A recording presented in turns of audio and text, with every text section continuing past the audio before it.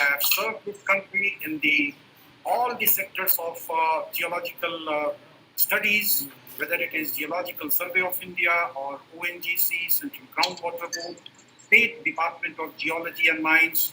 Many of our distinguished alumni, they have served the country through they are senior officers, they are very senior academicians serving different universities in India and abroad.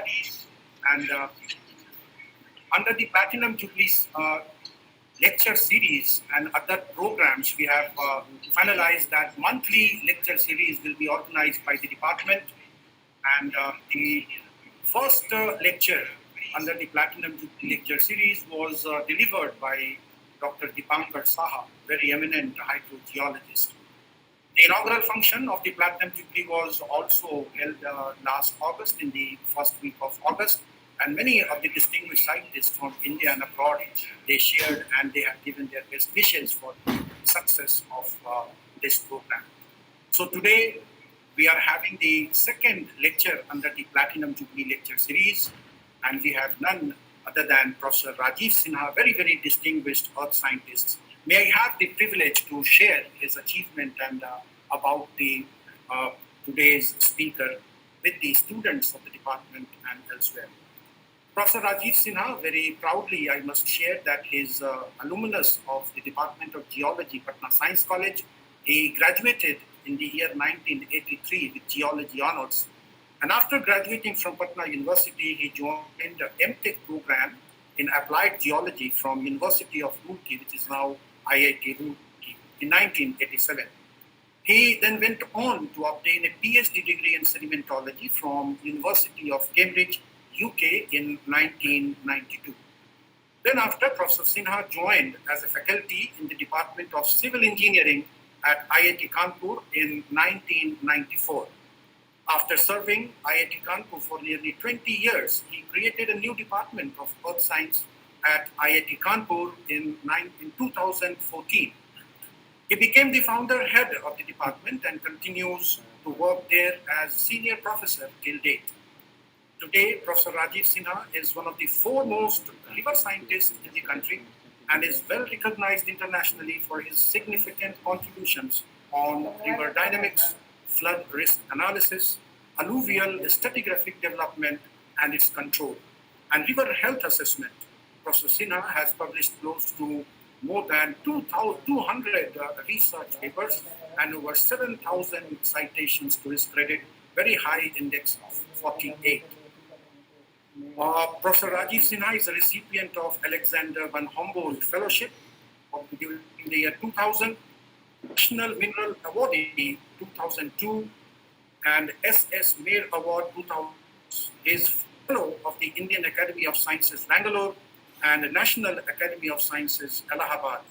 Professor Rajeev Sinha has been a member of editorial board of several journals, namely Journal of Sedimentary Research, Quaternary International, Earth Surface Processes and Landforms, and Current Science. So really, it is a matter of great pride for the Department of Geology that the alumnus of the Department of Geology is having such a significant contribution in the earth science domain. Now, with full honor, and on behalf of the students, the faculty members, and staff of the department, may I request Professor Rajeev Sinha to present his lecture under the Platinum Jubilee lecture series. Most welcome, sir.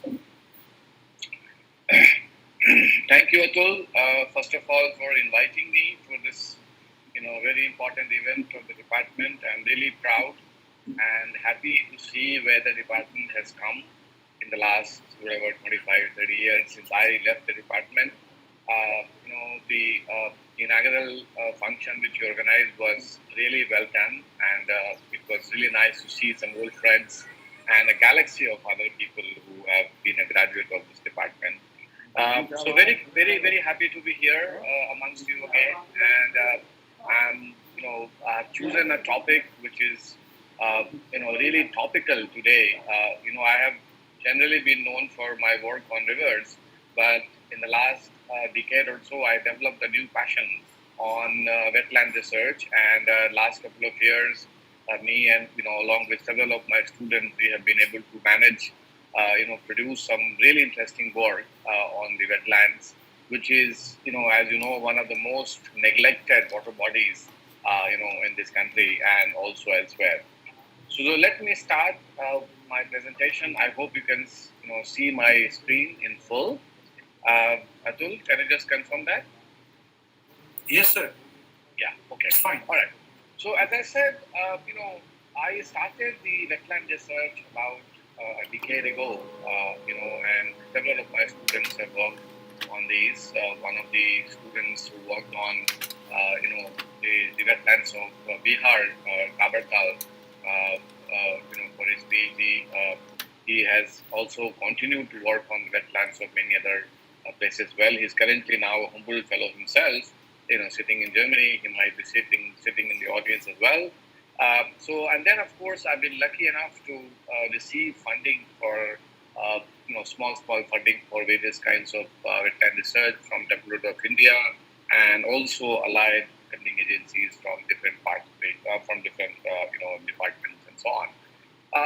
So what I'm going to talk about today is that there are so many wetlands in different parts of the country which have got lost or which are getting degraded, very very badly in the last several decades or so, and before, without understanding the trends of their degradation and identifying their current status, it is almost impossible to design a management plan for their restoration. And fortunately enough, we have a plethora of the remote sensing data now present from different sources, from different satellites at different times, and they have become a really, really important tool for us to explore and and analyze the historical trends of the degradation of these wetlands, and then come up with a one comprehensive plan for their restoration. So the first question to answer is, why are these wetlands important at all? Uh, you know, uh, Many of these wetlands I'm going to talk about, they occurred in a riverine setting, so they are a part of the floodplains. And the wetlands, if you remember somehow some of your basic morphology courses and so on, they are referred as a kidney of the landscape. The reason why we call them as a kidney, if you know, a kidney does a very important function in our body, and that is that it actually absorbs a lot of waste, and then from all the junk food which we eat, a lot of junk stuff is absorbs and then eventually throws it out, or sometimes sequesters it as well. So a wetland does the same thing in terms of the natural processes.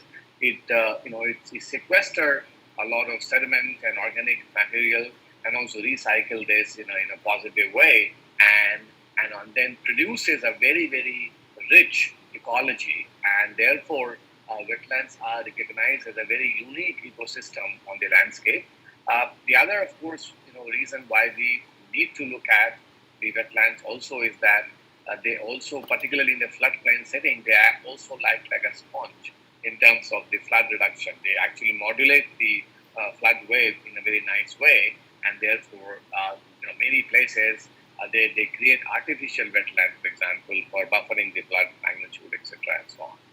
So therefore, there is a huge importance as far as the wetlands are concerned all across the world. But then, not just in India, but in all parts of the world, wetlands are being lost at really, really alarming levels, basically, right? And therefore, there's a growing attention to identify these kind of degrading wetlands, and then understand why they are degrading, and then finally, eventually, develop the strategy plan, etc., and so on.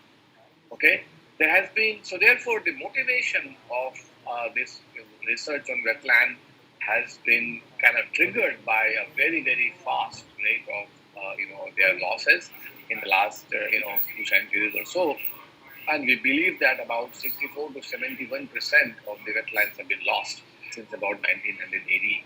Okay, and in many settings, including the floodplain wetlands, the coastal wetlands, and so on, all of these areas, we have been losing wetlands at regular intervals. People have also come to realize that the wetlands provide a very important ecosystem services as well.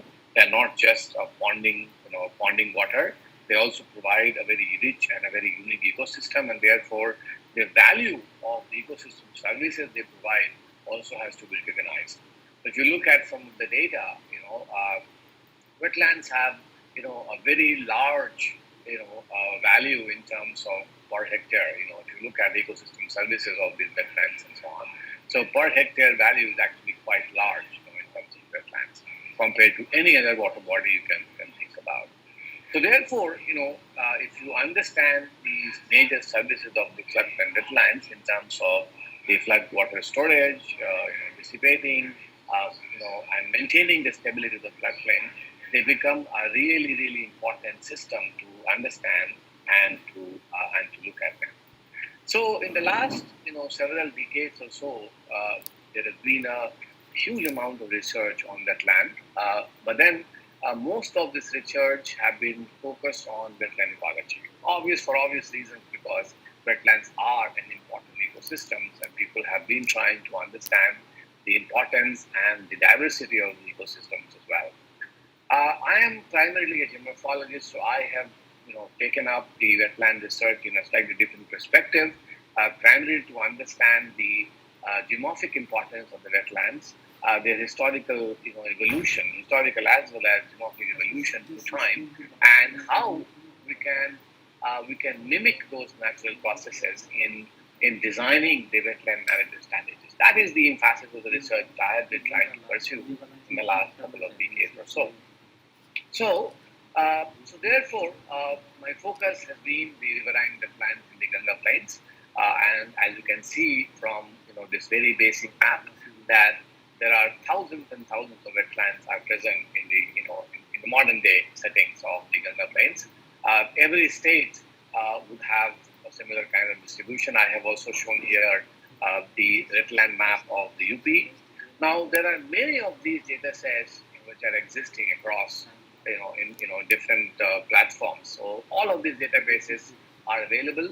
But then many times when we start using these data sets, we face very difficult problems that they are not properly classified. For example, most of these databases would have mapped just the water body as a wetland without really looking at the hydrogeomorphic characteristics of each of these water body and whether or not they should be classified as a wetland at all. And I will come to this point next few slides as well. For example, any water accumulation in a floodplain is not a wetland. There can be natural waterlogging. There can be anthropogenic waterlogging as well. But then when you use these kind of data sets, they do not distinguish these as well. So therefore, precise delineation of the wetlands is very critical, particularly because the National Green Tribunal, an NGT as we call it, they have been pushing every state to eventually come up with a reliable database on the wetlands and also notify them. Now, notifying means that the wetlands boundary become a legal entity and you are supposed to defend it. And therefore, if your boundary itself is not properly defined or not scientifically defendable, then you are in trouble. So I will elaborate this point as we go along. So one of the first points, as I said, is that wetlands and waterlogged areas have to be separated. Because they need very different conservation and management strategies. Waterlogged areas are nuisance in any of the areas. They need to get rid of. Wetlands are ecological systems. They need to be preserved. So they are totally opposite management strategies for handling these two water bodies here. Then the other areas which has emerged very strongly in the research is to understand the connectivity of the wetlands with other hydrological systems. For example, a river, for example, a groundwater, because the sustenance of the wetlands is very strongly dependent on how well connected these wetlands are with the river systems, adjoining river systems, and also, of course, vertically with the groundwater systems as well. So this is one of the very, very important drivers, and not just to understand the causal factors of the loss of the wetland, but also will become important when you want to design a sustainable strategy for the restoration of these wetlands as well. So therefore, what I will eventually push for towards the end of my talk is that we need to push for or need to advocate for an integrated wetland assessment that involves, the understanding of the geomorphic setting, that involves the understanding of the causal factors, and also the reasons for the degradation, for example, fragmentation, or for example, patch dynamics of the wetland. All of these factors are critical for designing the wetland restoration plan. So this is kind of in a nutshell, the summary of the talk which I'm going to do today. So, moving forward, riverine wetland, just to emphasize the point, this is a map. Many of you might be familiar with this area. This is a part of the North Bihar Plains where you are sitting. This place, Begusarai district, is not very far from there, and you can see, this is a very detailed map prepared by Manadev Singh, one of my PhD students, and you can see that the kind of diversity of the wetlands which are present in these areas. All of these, there are large wetlands like Kabar, for example. There are other moderate sized wetlands. There are oxbows. So there's a huge variety of these wetlands are present in a system like that, and therefore their identification and characterization in terms of their geomorphic entity and their genesis is the first step if you want to understand the process which have led to the formation or even the loss of these wetlands, for example. Okay, so there are abandoned meanders, there are alluvial wetland, there are oxbow lakes, and so on. And then, of course, these are obviously low-tech geomorphic features which are related to riverine processes, perennial channels, ephemeral channels, and so on. So wetlands are existing in the geomorphic context here, and therefore, their connection, their relationship with the adjoining water bodies like rivers and floodplains have to be really understood properly. If you want to pursue a sustainable management strategy for these wetlands.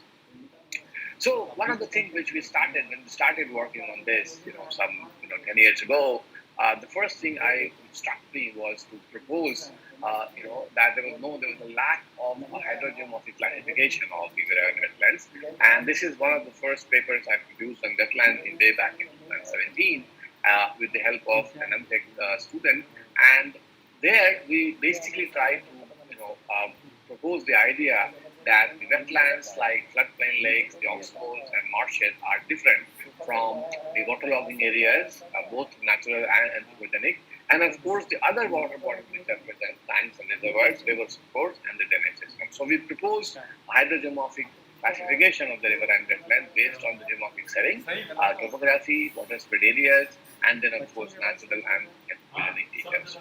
That was one. The second thing, which was really critical, particularly in case of the large wetlands, as you are moving towards notifying these wetlands, is that you must have the accurate delineation of the wetland boundary. For example, one of the most common mistakes people do in wetland delineation is that they tend to map the water spread area. Okay? The water spread area of the wetland is not the wetland boundary, because wetlands have shrunk through time, and therefore the present day water spread is not defining the wetland boundary. Wetlands are, as you all understand, as you call it, they are natural depressions on the plateau. So therefore, they are topographically controlled features, right? And therefore, you must have the topographic criteria to combine with the water spread area and the wetness index and so on to ultimately be able to delineate the wetland. The entire boundary of the wetland may or may not have water today, fine, but they are still a part of the wetland, right? And if you want to restore the wetland to a natural extent, you must know where the natural boundary of the wetlands are, right? And the other thing is that the wetlands, as I said, have to be separated from the waterlogged area. So therefore, as you can understand again, that waterlogging can occur anywhere.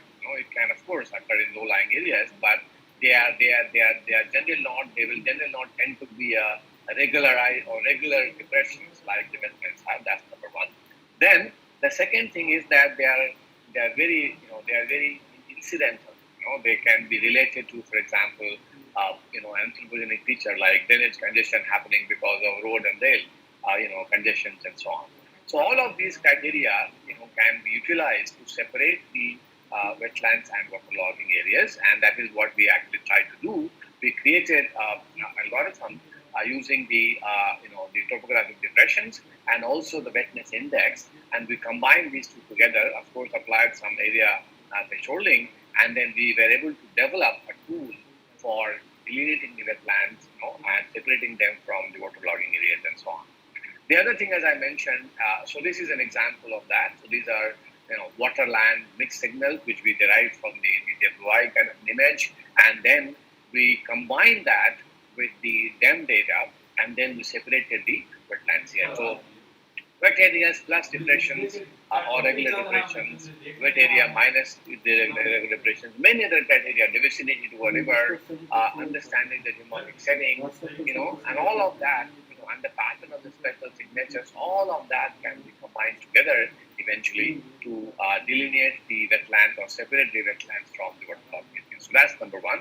The other thing, as I mentioned, that many of these wetlands or waterlogged areas are related to drainage conditions, which are related to again, infrastructure, like for example, rail areas and road areas and so on. So you can see, for example, this pink color here is clearly related to this. Again, a water body, but this is clearly related to the drainage condition caused by intersection of road and red lines and railway lines and so on. So in any area, if you have such kind of ancillary data present, which is normally there, now it's everywhere, all kinds of GIS data is available. So you can combine all of this data, integrate them together, and then separate out those water bodies which are fitting into some of these categories as well. So that's a very important exercise which has to be done for a proper delineation of the wetland and separating the wetlands from the waterlogging areas and so on. So, we did some of this work in large parts of Bihar. So this is, for example, a map of or inventory of the wetlands for the Begusarai district. We did a similar work for other districts as well, and then we could separate what are the natural waterlogging, what are the anthropogenic waterlogging, the other fluvial related lakes, and then of course the wetlands, banks, and marshes and so on. So that's kind of a data set which we presented in that paper as well. The other important aspect which I will deal with today's talk is the hydrological connectivity of the wetlands. As I have been trying to say, that wetlands are very important water bodies, and they are occurring in a geomorphic context, right? So, for example, a wetland like this has connection from upstream and also from the downstream as well, right? So they are connected, they are getting fed from the water from the upstream, and also they are feeding the river as well. So you need to understand the connectivity of these wetlands with the floodplains. How are they being fed, and how are they feeding the rivers itself? And there are many indices which ultimately are used to understand this connectivity, primarily a function of slope and also the land surface characteristics, which are primarily expressed as some kind of a roughness factor and so on. So there are indices to determine the upslope connectivity and the downslope connectivity, and then you can ultimately, I will show you or demonstrate you a case study how we can use this upslope and downslope connectivity to understand the causal factors of the wetland degradation and their current state at wetland. In the connectivity related is quite vast now, quite large. This is a concept which are now being used to understand a lot of these parameters, not just wetland, but also in case of rivers, hydrological connectivity, the sediment connectivity, for example. We also define various kinds of connectivity, functional connectivity, structural connectivity, and so on, primarily on the basis of the fact that whether the two points are physically connected, or is there a flow of matter within them and so on. So these are concepts which you can follow up if somebody is interested. There are references also here and also at the end of this talk as well. So this concept is kind of evolved as a very important concept in any of analysis of any of the hydrological systems, wetland included, for example. I will restrict myself to use this concept for analyzing the wetland connectivity as well and so on. This is a slightly complicated concept, but what happens that when you start analyzing the connectivity, in this kind of a setting, sometimes the pixel scale observation, they become hard to understand and to analyze, and therefore we try to design a concept which is called connectivity response units, where we try to identify those kind of land units which have similar, which have similar hydrogeomorphological response in reaction to a forcing event, for example, right? So therefore, so basically the assumption is that these units will respond in a similar way if you force any change in terms of hydrology or in terms of sediment and so on. And therefore, we club the entire terrain into this kind of connectivity response units. And then, depending upon the forcing event, the response can be, very, very different. You can start with a very similar response in all directions. Unidirectionally can be directional responses like that. And that depends upon how the system is behaving, what is the anisotropy in the system, and whether the system or a wetland system in this case will respond in a similar way in all directions or they will have a directional response. So these are, slightly more advanced concepts but then these are useful because if you are able to identify these kind of units, they reduce the complexities of the landscape and therefore you can present your data in a much better way rather than looking at a pixel scale analysis all the time.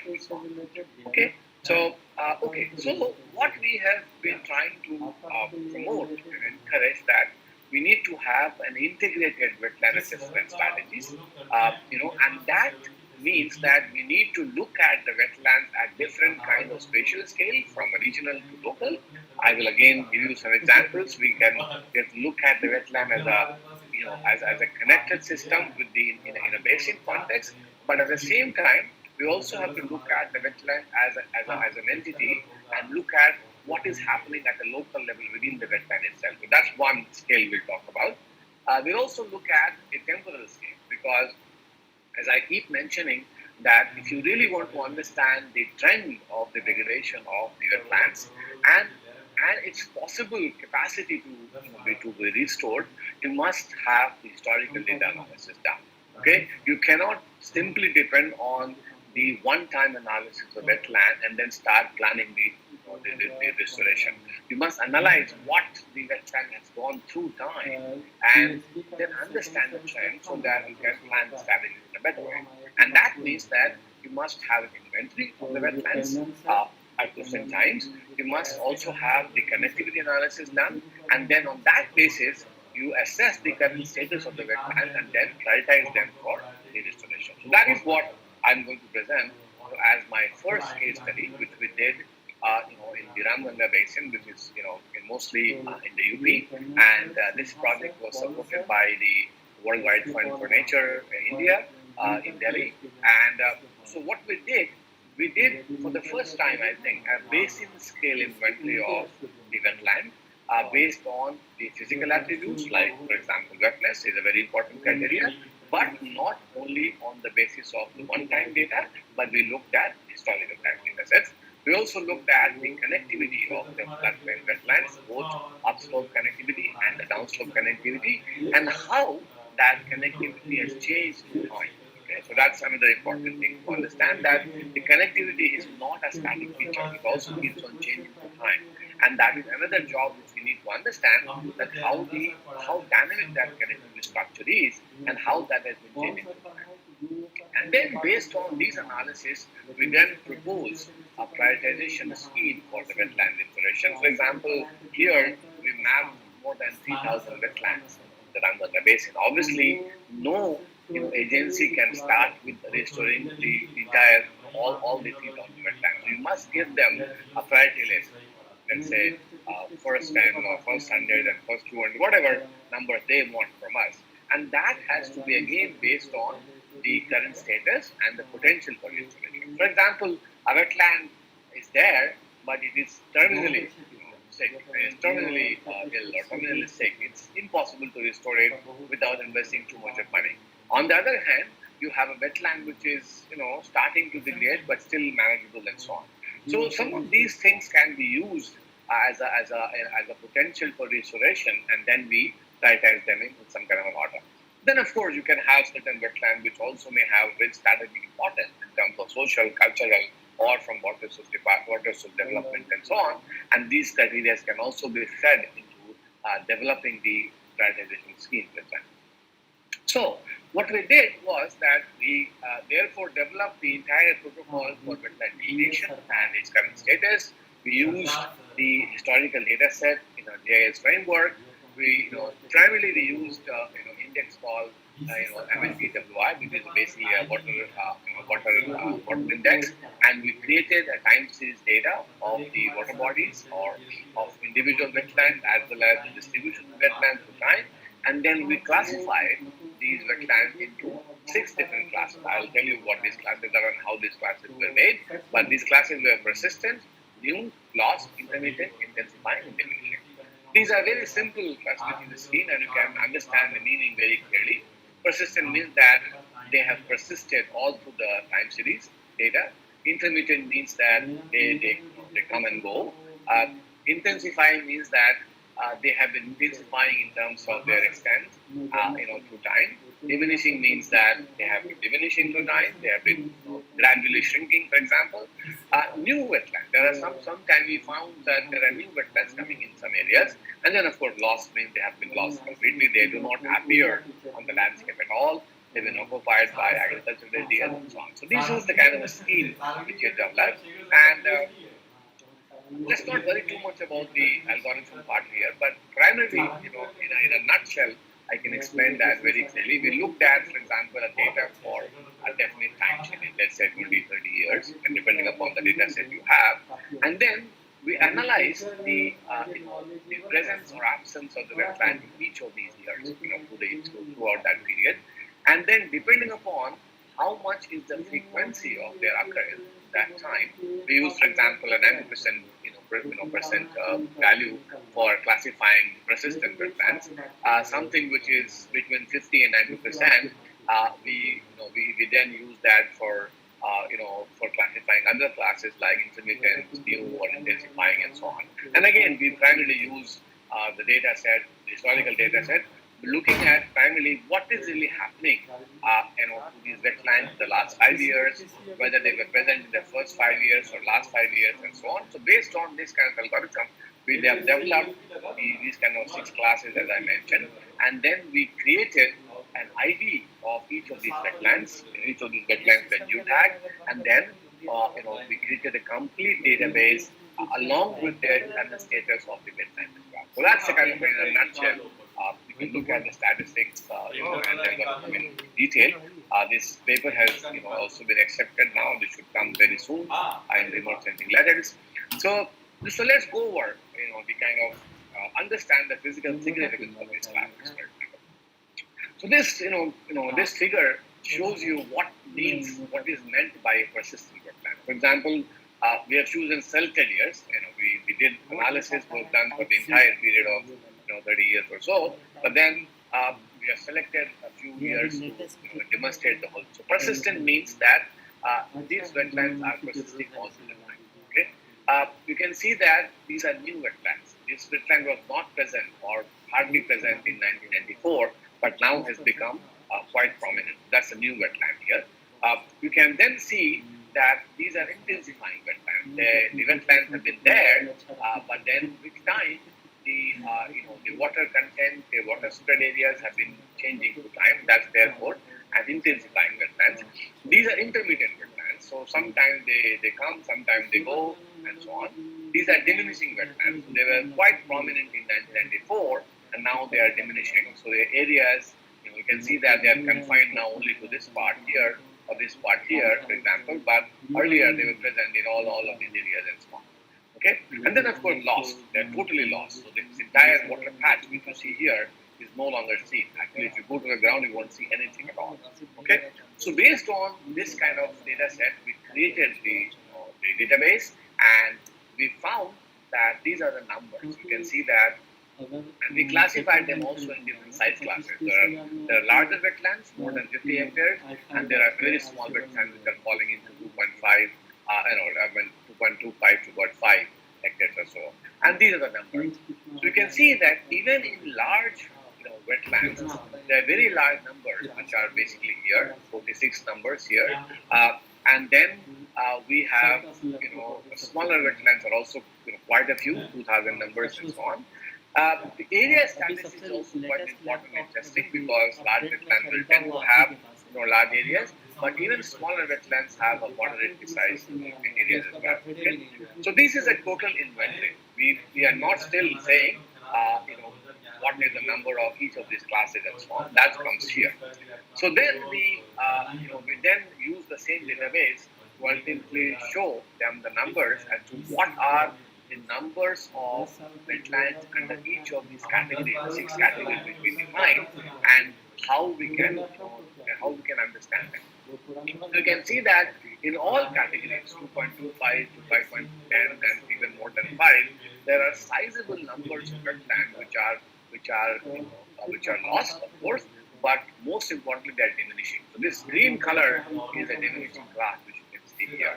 In all 4 classes, one fact which is absolutely uniformly present is that there is a very large number of wetlands which are getting diminished. In fact, all these 4 size classes, we can see that the number of diminishing classes is the largest. Okay, and then of course you still have a reasonably high number of the lost wetlands as well.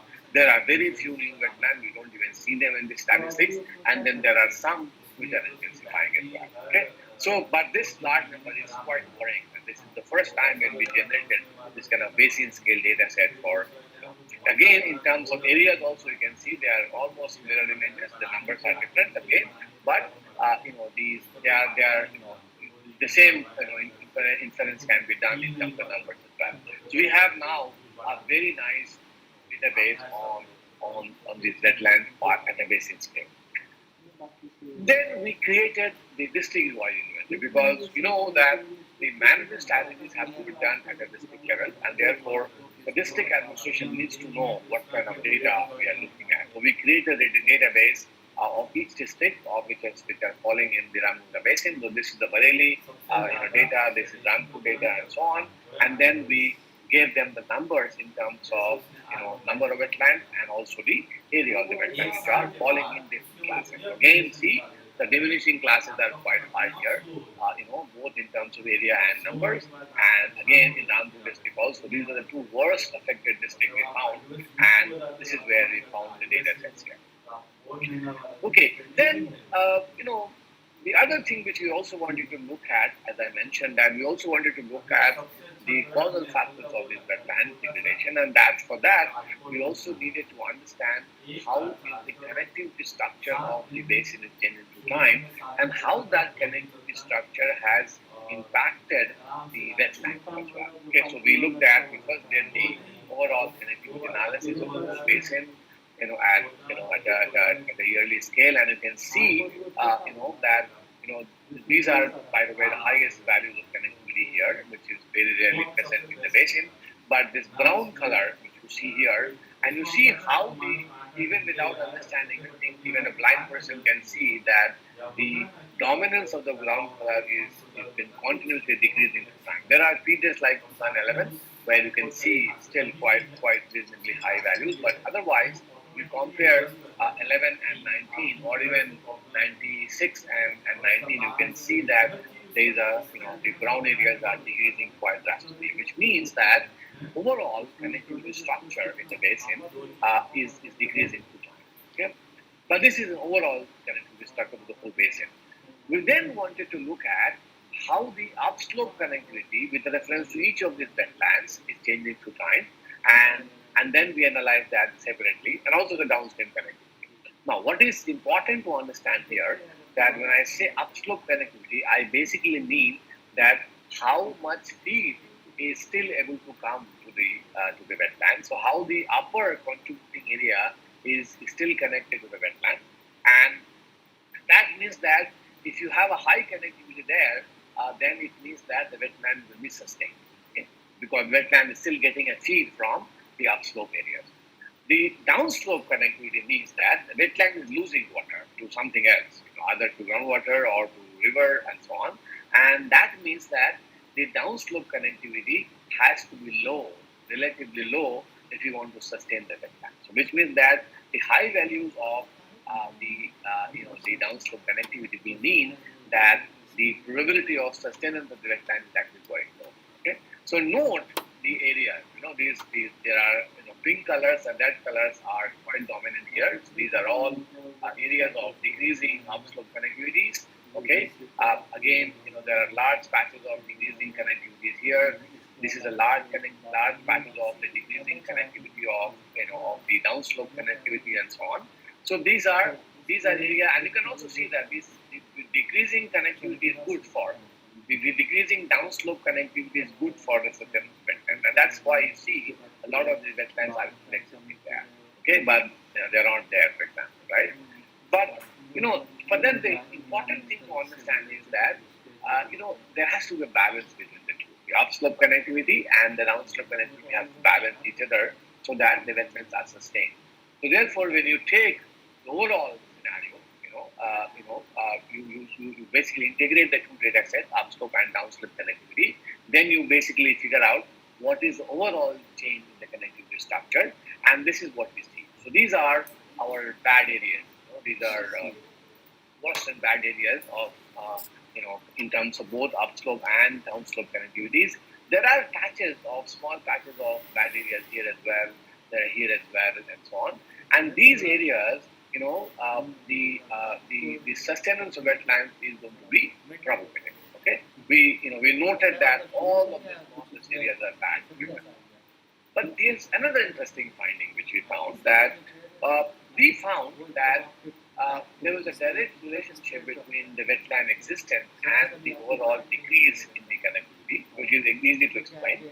Okay, but we also found that there's inverse role as well. There are some areas where the connectivity was decreasing, okay, but the wetland was still existing, or the connectivity was increasing, okay, but the wetland was still going, right? And that tells us that. So remember that we are talking about the surface connectivity here. We are not talking about the subsurface connectivity, which is also called the vertical connectivity. We are not talking about how these wetlands are connected to the groundwater system. Okay, and that's a very important point. We highlighted here that in those areas where you are getting an inverse relationship, it is very obvious that these areas, the groundwater depletion is going to play a very, very important role because they are going to affect the wetland, right?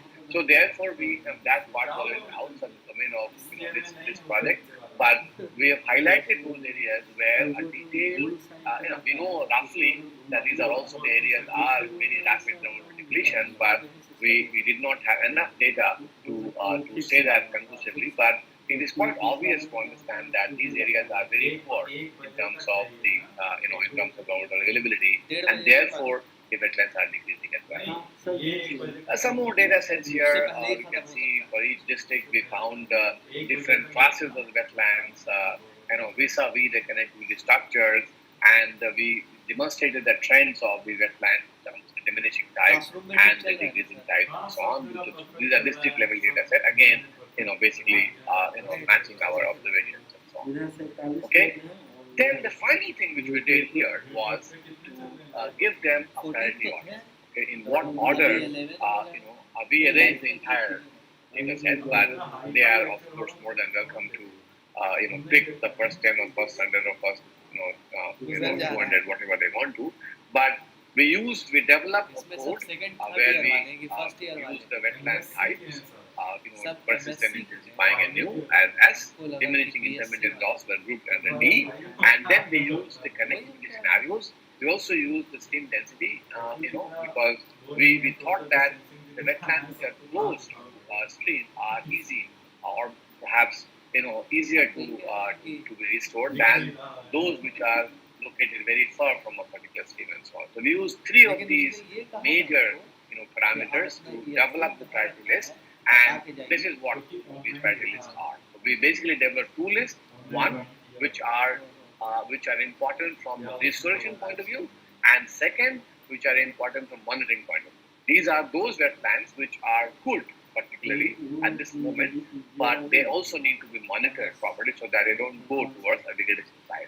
So we have given them both the list of restoration list as well as the monitoring list as well. We also have generated other, because there's a lot of work which you can do if you have this kind of a database in GIS. So we also created a level 2 priority list where we can arranged the data set in terms of distance from the stream. We also have given them a district level, database, and we have again declassified them into area classes and so on. So all of these data sets can be exploited by the district and the other policy members to use this kind of data set. We need this kind of data set, without which absolutely impossible to go for any kind of strategy. And so these are the kind of maps which we can generate from this kind of data. So these are ready for restoration and ready for monitoring. So you can see that there is a large number, very large number in terms of the variety for restoration. There are very few wetlands which could be classified as to be in a good health, and therefore they should still be monitored, etc. and so on. Okay? This is what we see in the field. These are field validation. You can see how these wetlands are currently existing. There is hardly any trace of water, lots of vegetation cover, occupied by local people for agricultural areas, siltation. You name a problem and they are there. More examples of the barriers they have been created. They stop the flow of the wetland to spread, and therefore you shrink the wetlands into very small areas and so on. Lots of siltation problems, coming from these loose areas in the floodplains. Everything is getting washed out, washed in the wetland and so on. So all of these problems are existing, and we were really happy that what we did after we developed this belt village. One of us went to the field and we looked at how these wetlands have to look in the field, and it was really encouraging to see that most of the wetlands which we classified as diminishing or lost, for example, they could be easily verified in the field. So this is the kind of scenario which are examples that are coming from some of these wetlands as well. Okay, so the main finding which we had was we showed that almost about half of the basin is showing a decreasing trend of connectivity, and as I mentioned, we could relate that connectivity to the wetland loss in both ways, positive as well as negative. And in case of the positive, relationship, it's very obvious that the surface flows into the wetland, out of the wetland are changing with time, and therefore the surface hydrology plays the most important role in terms of the loss of these wetlands. However, in areas where we do not find a match between the connectivity trend and the wetland, we believe that the vertical connectivity or the connection of the wetland with that of the groundwater has changed quite drastically over time, and therefore this has to be looked into in more detail and so on. So therefore, wetland restoration work in this kind of scenarios have to start with this MOPS at the base, and then only you can look at or take the varieties and then plan scattering and so on. Okay, Atul, hope I am doing okay with the time. I will take maybe 10-15 minutes more to look at this very interesting wetland from your own area. Yes, sir. Another 10 minutes and then that should be fine. Yeah. So here is another example I have taken, which is literally your next door wetland, cover wetland, which is again a important site, and this wetland has a very interesting story. I will not get into the details of this wetland methodology and so on, but the whole emphasis was to look at this very important wetland in terms of the dynamics, and then assess that dynamics in terms of the wetland health. Okay, so that was the approach. We used again a lot of hydrodynamics data derived from the remote sensing images, the morphology, and of course the basic dynamics and so on. Okay, so this is how we created the wet areas of the wetlands. We used FCCs, we used NDWI indices, we used some PC analysis and so on. The idea was to create how much area within the wetland actually remains wet in different seasons, right? So again, similar thing was done for the pre-monsoon images. We extracted the water spread areas of these wetlands very carefully, using all kinds of integrated assessment of using multiple techniques and not depending on one technique. And then we had to do some noise removal, manual cleaning, etc., and so on. And then we produce we vectorize and then eventually rasterize on the map. Using all of this, we created a map like this. So these are data sets which are primarily suggesting how the wetland has been fragmenting over time. So you can see that the data set extends from 1976 to 2016.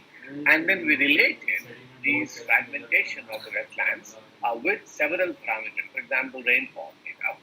We also related that with MNDWI index. We related that to patch density. These are, don't worry about the terminologies, these are specific statistics which you can generate for each wetland using standard software. So I can give you more details. And anyway, this paper is also published recently in Ecological Indicators, so I will give you the reference as well. But these indices you can calculate as well, patch density, split, mean NDVI, and so on. And we found that there are distinct phases of trends in the wetland. Sometimes they relate with rainfall trends. There is a decreasing rainfall, and obviously that will lead to a decrease in the water spread areas and so on. And so on. So therefore, we related many of these indices to the climatic parameters and also to the vegetation parameters as well. So that was the first step which we did. So we had a list of these parameters and quantification of these parameters here. Then we looked at the hydrogeomorphic dynamics, and so how the different units within the wetland, different geomorphic units are changing through time, both in the post-monsoon time and in the pre-monsoon time. So we then computed the entire period of post-monsoon dynamics and the pre-monsoon dynamics, and we could see how much of the wetland area has been lost, how much area has been persistently dry, how much has been persistently wet, and then how much are the new areas which are coming up in both seasons, etc. and so on. So this is another indicator, the health indicator which we created. And then we also looked at the shoreline dynamics. This is a very common analysis which coastal geomorphologists use, but we used it here as well. And we looked at how and which part of the wetland is shrinking at what rate. Okay, again, there's a standard software called DSAS which you can use, and you can. So here the red line is the baseline we created, which was and then with respect to that baseline, we quantified how much is the shift of the shoreline of the wetland in each different part. You can see that this part is the worst part here, right? So there the wetland shoreline shifts are quite high, ranging from about 50 to 40 meters per year kind of thing. The average rate we found was about 12 meters per year. You can imagine a wetland shrinking at the rate of 12 meters per year. That's really, really high, right? And then we could see, all of these features are quite visible. If you go to any of the parts of the wetlands which are dry or which are wet, you can see the signature why they are dry. So wet part looks like this, agricultural land looks like this, obviously, and so on. So each of the classes which we generated, we could validate it from the ground observations as well. So we were quite confident about our interpretation in terms of the wetland dynamics and the wetland health. Okay, and then we also looked at the pixel scale trends. We looked at, for example, how the wetness is changing at the pixel level within the wetland, how the vegetation is changing, how the wetness changes in the spring, and the pre-monsoon and and so on. So all of this data set was created at the pixel scale as well. We computed the trend of these parameters, etc., and that was again used as one of the important health indicators as well. And then we designed a complete wetland health assessment using these parameters: the shoreline change, as I said, the dynamics of the hydrogeomorphic units, the wetness trends, and also the vegetation trends here. Now, what we also did was that we did not just sum up the whole data set in one shot. We created different scenarios where because we don't really these are complex systems, we don't really understand well as to which parameters is playing what role here. Okay, so therefore we created 4 scenarios. One where we considered that all these 1, 2, 3, 4, 5 indicators are playing an equal role. Then we created another scenario where we looked at the dominance of the hydrologic factors, like, for example, the wetness trends. In another scenario, we looked at the historical transformation of the wetland, for example, shoreline changes.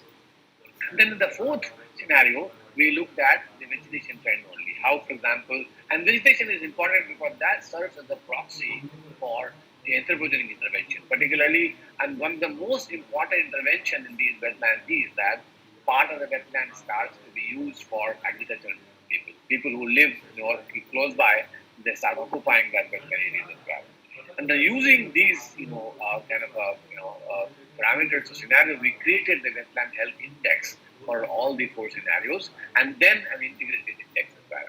So basically, what it tells you that what if you consider all the parameters are playing equal role, if only hydrological or only hydrogeomorphological or only vegetation, and then you can integrate them together as well to create an integrated wetland health index as well. So this is quite, and you can see that when this poor class is so dominant, wetland, the cover wetland has very little which can be called as even moderate wetland, right?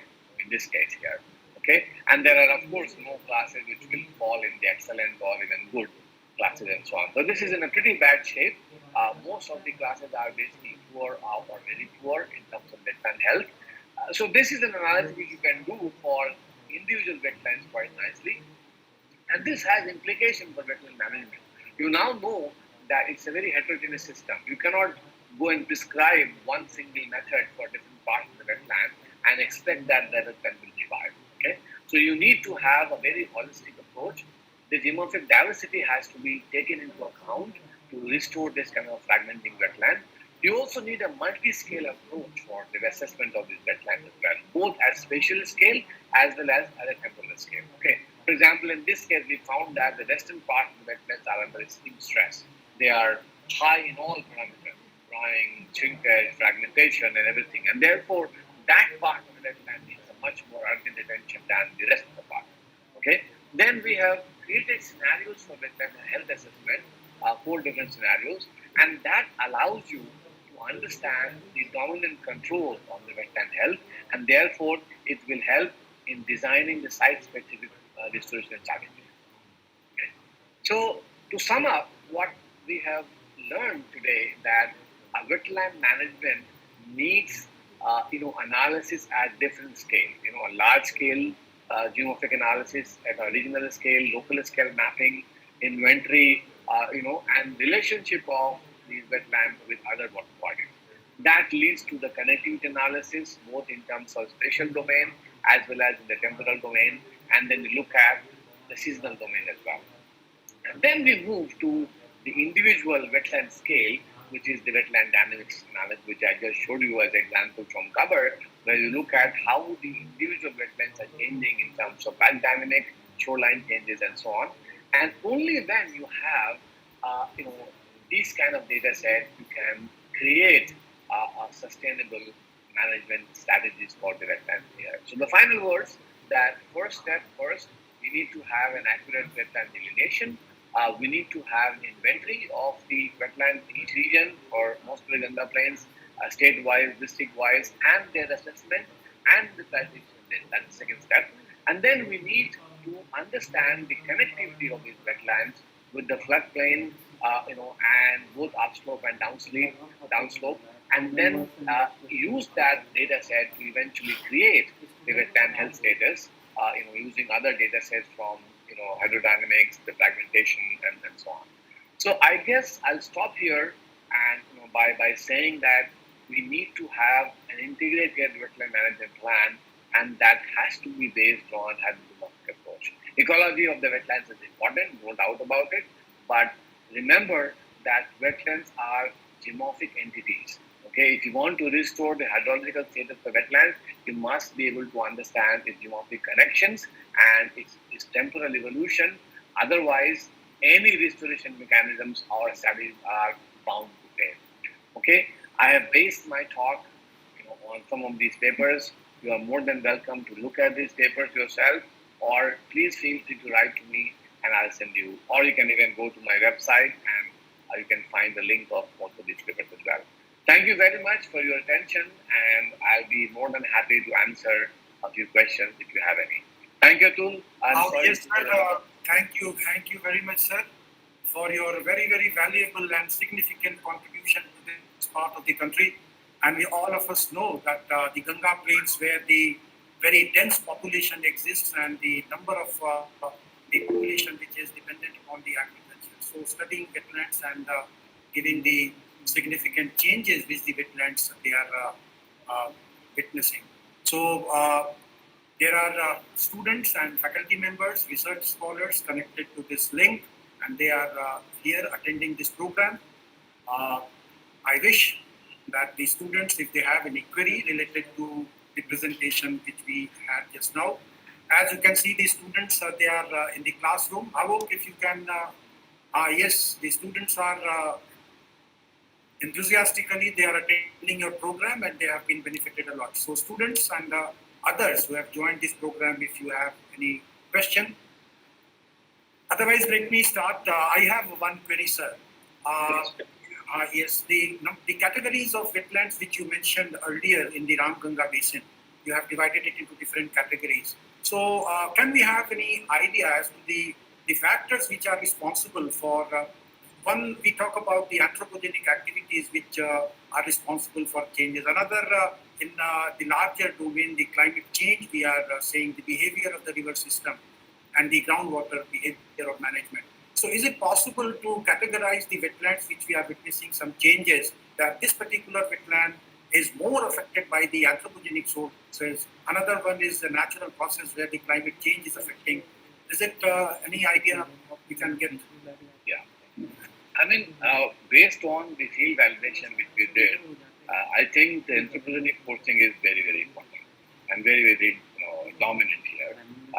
There are, the other factor which I did not discuss much today is also, the natural forcing in some sense that, for example, if you particularly when you are talking about the riverine wetlands very close to rivers, the river dynamics also plays a very important role. If the river goes away from wetland, that wetland will start drying anyway. And we looked at this factor in more specific terms in one of the wetlands there, and that was Hadarpur wetland. And we could show that, and that wetland is by the way located very close to the Ganga river. And Ganga river is known to be quite dynamic in that region anyway. And we could show that whenever the river goes away from the wetland or has gone away, or any of the other tributaries have been lost feeding into the wetland has dried out, right? So these are there. So both natural as well as anthropogenic factors have played a role in their losses, and that is what comes out from the connectivity analysis as well. So wherever you lose connectivity, the connectivity can be lost by two processes. One, that the natural connection of the river has gone. Second, that you created a barrier, by anthropogenic factors and so on. And both of them have played. So basically, the next step is to look at each of these wetlands which you want to restore, and then look for the individual factors. But my hunch is that the anthropogenic factors, and I would say that even the groundwater, over-exploitation of groundwater is also an anthropogenic factor. So if you include that also in that category, then I think it's dominantly anthropogenic. A lot of anthropogenic factors, wetlands are being lost here. Yes, sir. Any student or research fellows? So I have a question. Yeah. So I want to know that which data set is better, as Astro data or SRTM for the wetland extraction. You showed it the earlier part of your presentations. Well, we have done a separate analysis of that. In fact, that student is also sitting in the audience right now, and it's very much dependent on the terrain you are looking at. Okay, and we found that in the context of Ganga plain, which would you better? Yeah, I think I'm coming to that. And interestingly, we found that, there is a new generation of SRTM data, which is good. But then even our own Cartosat data is doing very well, actually. The Cartosat data has now been corrected, and and also it's more recent. So I have been trying to encourage a lot of people to use the Cartosat data quite extensively, because they are pretty nice. Initially, the data was not so good, but now that data is pretty good. CSRTM is now old data set that was done in 2000, Aster was done a bit later, I think Yes. 15 or 17. Now, and then of course you now have more recent data series from the Pandex data, but you have to then apply for to get that data, etc. and so on. But Cartosat data is quite nice actually. They are much more recent and they are giving a good representation of the topography. But Cartosat is not freely available, no, sir? Aster is. No, it's well, yeah. I mean, part of the data, yes. I mean, some low resolution data is available, but some data you will have to buy. I think there are some limits there. But then the only problem is that they are not. The DM is not freely available. You have to make some effort to create that DM. But it's happening now. I think very soon you will have most of the Cartosat DM also available. There are some available already, but most of the Cartosat DM is now going to be made available to the students and for the researchers. Thank you so much. Professor Rajeev Sinha, you are interacting with Dr. Saima Jamal. She has joined our Okay. She has joined our Yeah, I think I remember seeing her in the yes, 2018, and she wished to contribute to the department working on the wetlands and other systems. She is an expert in the sensing techniques, Very and she had a PhD from Aligarh Muslim University on desertification and of course another factors. Okay, very nice. Yeah, please get in touch with me if you need any further information. Sure, sir. Yes. So at the end, now I think that to propose a formal vote of thanks, it will be nice that Saima, working on remote sensing and wetlands and other system, ये student वाला जो classroom है ना, propose a vote ये of वाला thanks tubelight बुझा दीजिए, on ये behalf बहुत of the ज़्यादा department. चमक रहा है। Respected क्लासरूम का ये वाला Honorable ट्यूबलाइट पीछे Speaker, जो जल रहा Professor है, एकदम Rajeev पीछे। Sinha, sir. Respected इसको HOD, दिखाइए। Patna University, Professor Atul Aditya Pandey, sir. Respected Head of Department, Patna Science College, Professor Ravindra Kumar, sir. Geology fraternity, colleagues, research scholars, and students. It is an honor to extend a vote of thanks today at the discourse of second lecture of lecture series Platinum Jubilee Celebration Department of Geology, Patna University. Professor Rajeev Sinha stressed on the need of integrated wetland assessment since wetland has already has recorded loss of about 64 to 71% since 1990, as stressed upon by Professor Rajeev Sinha. So it was an informative and very interesting lecture, and I am sure that students, faculties, and research scholars has been benefited at large. And last but not least, I am very thankful to my HOD and his ever active team for doing their best to make this successful event. And also thankful to IIT students who have joined us today. I'm thankful to them and to my students for being here. Thank you once again, sir. Thank you, Saima. And before we close this session, on behalf of the Department of and under the series, myself and Dr. Rajeev Kumar, just a small yes, token. This is the logo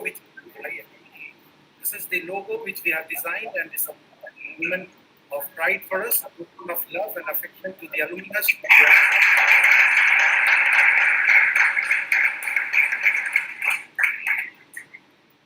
Wonderful. Thank you, Atul. Thank you, sir. It was a pleasure to see you all again. And with anyone who wants to know anything more about this topic, please feel to get in touch with me. Thank you, Atul, for organizing this. It was really nice. So kind of you, sir. Thank you. Thank you.